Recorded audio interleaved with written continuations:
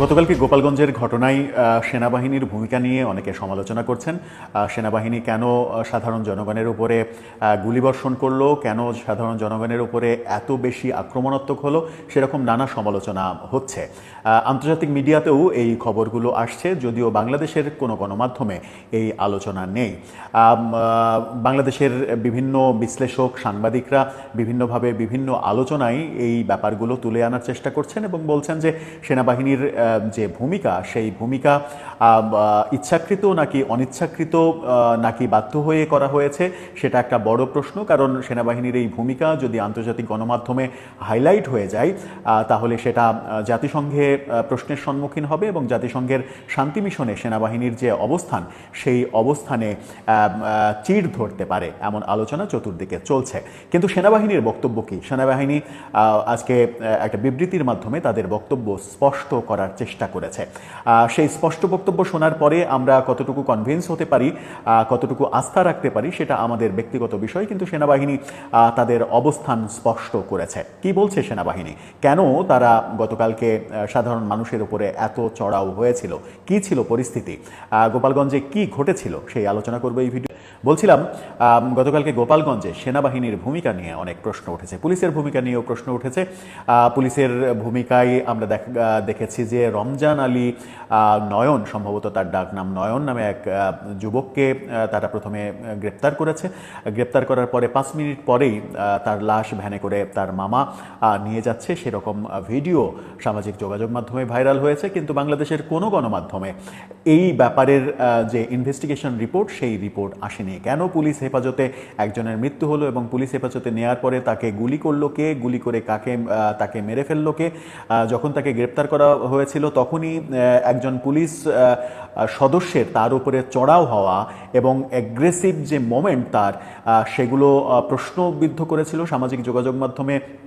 আওয়ামী লীগের লোকজন তার ছবি ছড়িয়ে ছিটিয়ে দিয়েছে যে এই ব্যক্তি নয়নকে হত্যা করেছে, এরকম নানা প্রচার প্রপাগান্ডা তো আমরা দেখছি। কিন্তু গণমাধ্যমের স্পষ্ট কোনো অবস্থান নেই, সরকারেরও কোনো স্পষ্ট বিবৃতি নেই। কিন্তু সেনাবাহিনী বিবৃতি দিয়ে তাদের অবস্থানটা স্পষ্ট করেছে। সেনাবাহিনী তার বিবৃতিতে বলেছে যে গোপালগঞ্জের পরিস্থিতির উপরে সেনাবাহিনীর বক্তব্য, জনসাধারণকে ধৈর্য ও সহযোগিতার আহ্বান। 17 জুলাই 2025 বৃহস্পতিবার আজকে সেই বিবৃতিটা তারা দিয়েছে।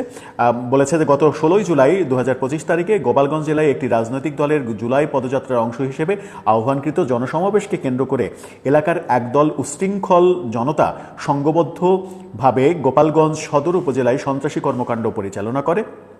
এই ঘটনায় প্রাথমিকভাবে কয়েকজন পুলিশ সদস্য, সাংবাদিক আহত হন। এছাড়াও শহরের গুরুত্বপূর্ণ স্থাপনা ও সরকারি যানবাহনে ভাঙচুর করা হয়, অগ্নিসংযোগের ঘটনা ঘটে। পরিস্থিতির দ্রুত অবনতি হওয়ায় বাংলাদেশ সেনাবাহিনী ও স্থানীয় পুলিশ তাৎক্ষণিকভাবে হস্তক্ষেপ করে এবং প্রাথমিকভাবে পরিস্থিতি নিয়ন্ত্রণে আনতে সক্ষম হয়। উক্ত রাজনৈতিক সংগঠনের সমাবেশ চলাকালীন মঞ্চে পুনরায় হামলা চালানো হয় এবং একই সাথে জেলা কারাগারে হামলা চালিয়ে ব্যাপক ভাঙচুর করা হয়।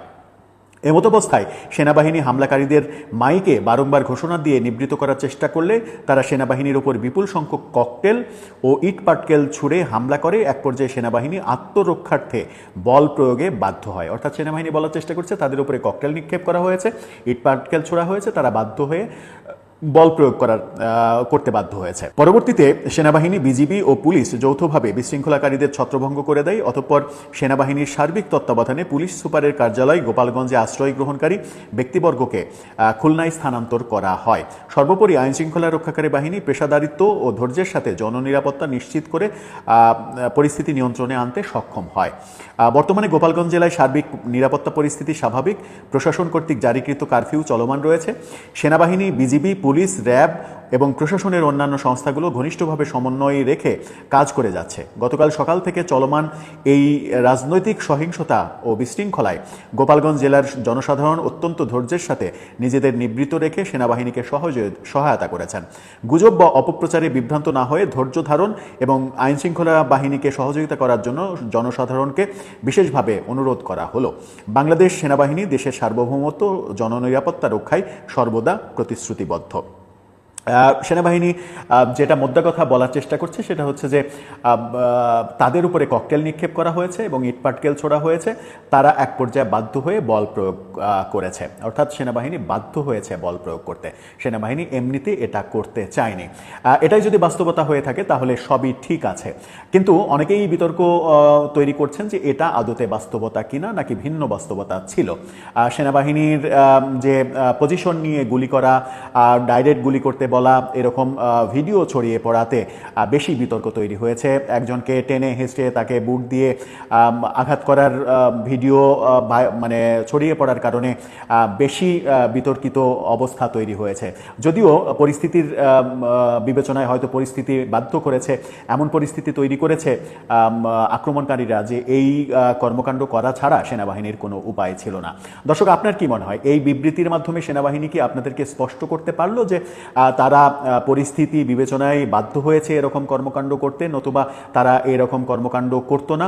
আবার সেনাবাহিনীর গুলিতে কেউ নিহত হয়েছে কিনা সেই ব্যাপারে তারা স্পষ্ট কোনো অবস্থান ব্যক্ত করেনি মানেই সেনাবাহিনীর গুলিতে কেউ নিহত হওয়ার ঘটনা ঘটেনি, এটাই হয়তো তাদের বক্তব্য। আপনার এই ব্যাপারে আপনার মন্তব্য জানিয়ে লিখতে পারেন আমাদের কমেন্ট।